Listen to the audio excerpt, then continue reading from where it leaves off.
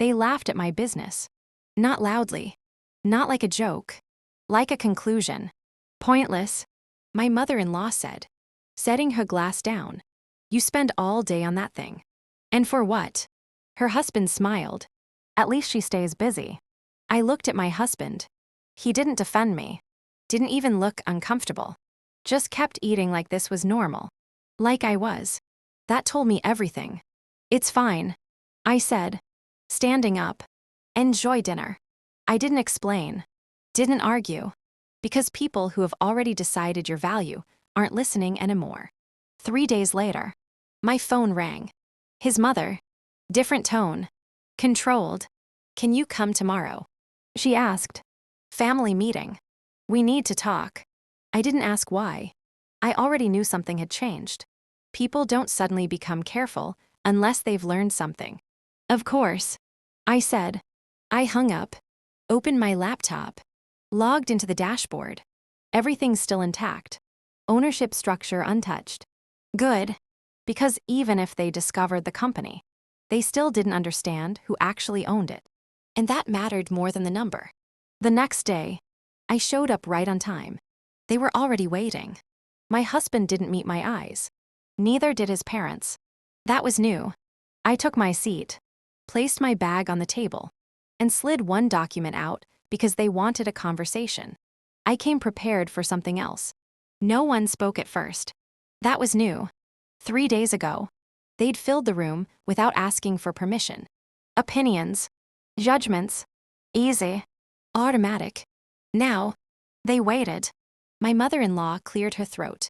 We wanted to understand something. Understand. Interesting word. What exactly? I asked. She glanced at my husband. He still wasn't looking at me. Your company, she said finally. The one Daniel works at.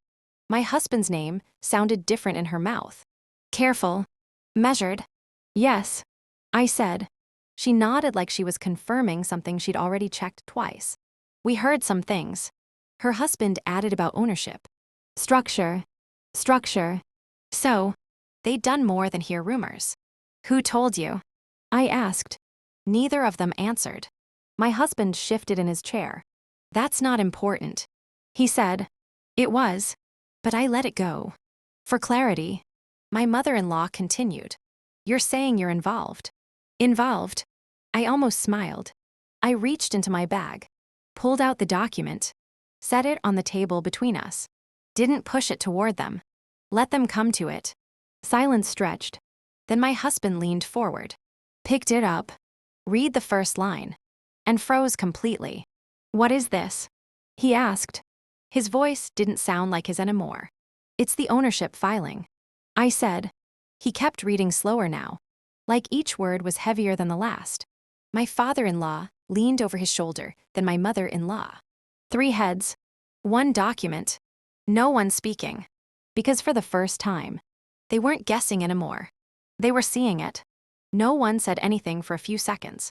They just kept reading, like the words might rearrange themselves if they waited long enough. My husband was the first to look up. This can't be right. His voice had dropped. Not confident anymore. Careful. It is, I said. He shook his head. You don't own this company, is publicly listed.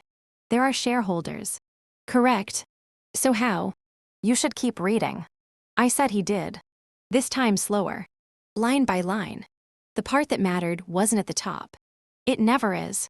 It was buried in the structure. Holding entity. Controlling interest. Voting rights. All of it routed through a name they'd never paid attention to. Mine. My father-in-law leaned closer. What is this Harrison Holdings?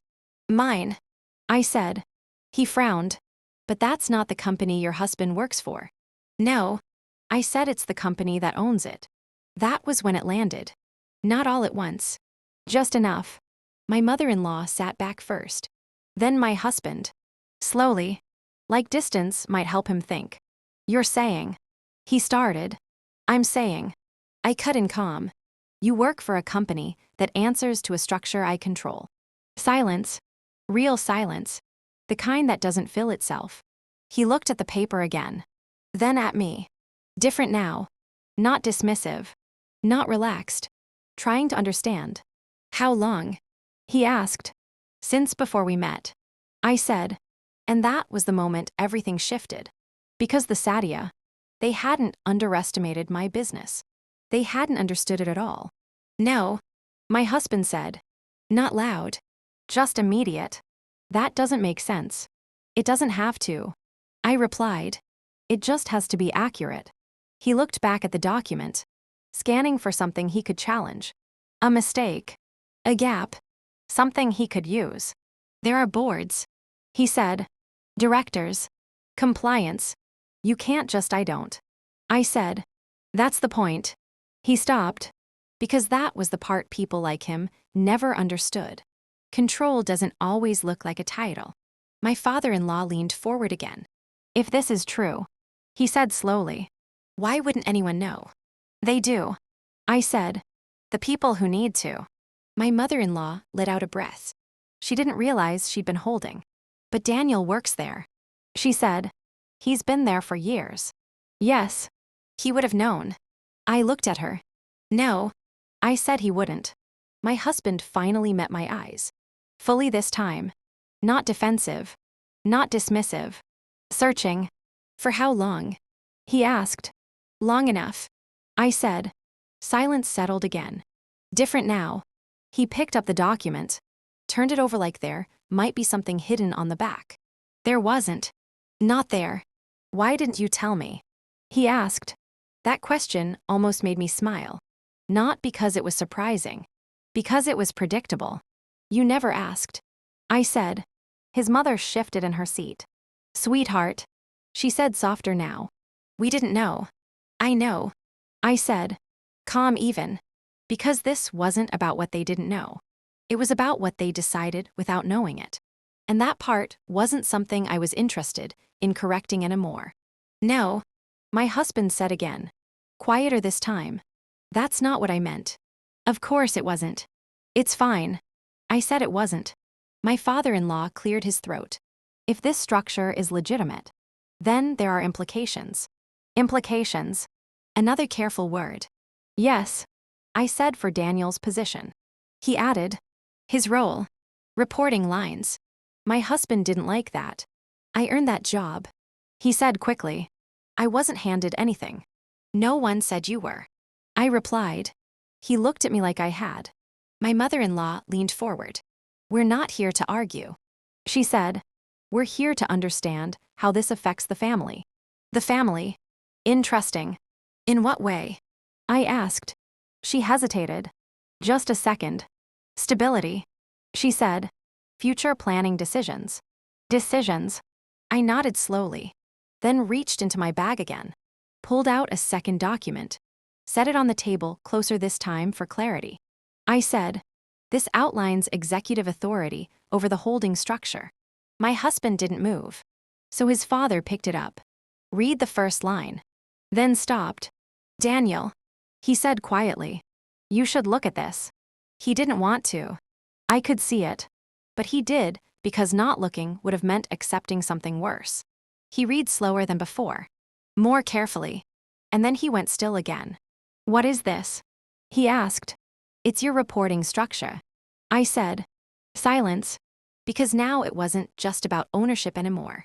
It was about where he stood inside it. And for the first time, he was starting to understand. He didn't stand where he thought he did. He read it twice.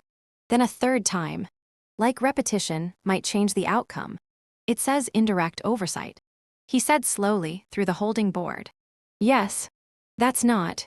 This isn't. He stopped. Reset. I don't report to you. Not directly. I said. You report into a chain that ends with me. My father-in-law exhaled. Daniel.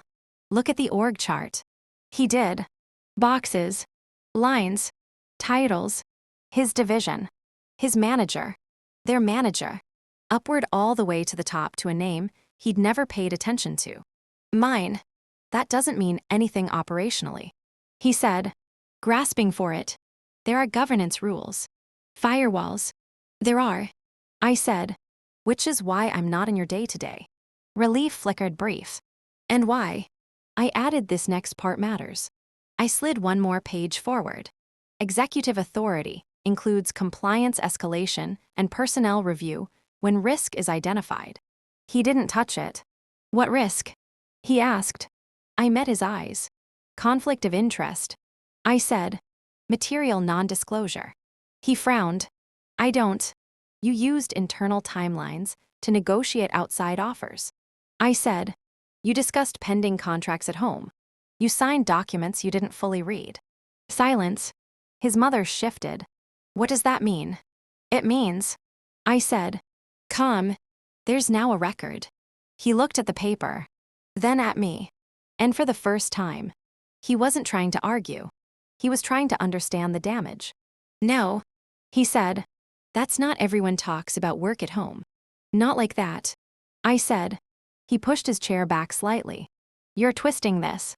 I'm documenting it. That landed harder than anything else. My father-in-law leaned forward again. What exactly are you saying? I'm saying. I replied. There are multiple instances where internal company information was discussed outside protected channels. Dates. Contract timing. Projections. My husband shook his head. That's normal. Everyone does that. Not with someone actively negotiating outside positions. I said. Silence. His mother blinked. Outside positions. He didn't answer because now it was stacking. One thing. Then another. Then another. I slid the final document across the table. Not toward them. Toward him. Read the highlighted section. He didn't want to. I could see it. But he did because not reading was worse. His eyes moved. Stopped. Then moved again. Slower. What is this? He asked. Pre-termination review. I said. For what? For you. Silence filled the room. Thick. Uncomfortable. His mother's voice came out thin. You're not serious. I don't have to be. I said. The process is. He looked up finally. Fully. Not defensive. Not confused. Just aware. What happens now? He asked. I held his gaze. Now. I said calmly. It stops being a conversation and becomes a decision. No one moved. Not immediately.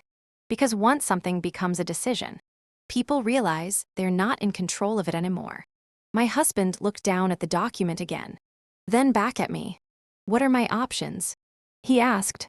That was new. 3 days ago. He hadn't thought he needed any. 2. I said. I didn't rush it. Didn't it? Option 1. I continued. You go through the formal process. Compliance review. Internal investigation. Board involvement. My father-in-law shifted in his chair. He understood what that meant. Public record. Permanent. Option 2. My husband asked. I reached into my bag one last time. Pulled out a single page. Set it in front of him. Closer than the others. Resignation. I said. Effective immediately. With a signed acknowledgement. His mother inhaled sharply. You're forcing him out. No. I said calmly. I'm giving him control over how he leaves. Silence. Heavy. Real. He picked up the paper. Read it once. Then again slower. What happens after? He asked. Nothing dramatic. I said. You move on quietly. And if I don't sign. I met his eyes. Then it won't be quiet. That was it. No raised voice. No threats. Just clarity. He looked at the paper one last time. Then reached for the pen. Because for the first time, he understood something I'd known all along. Control isn't loud, it's final.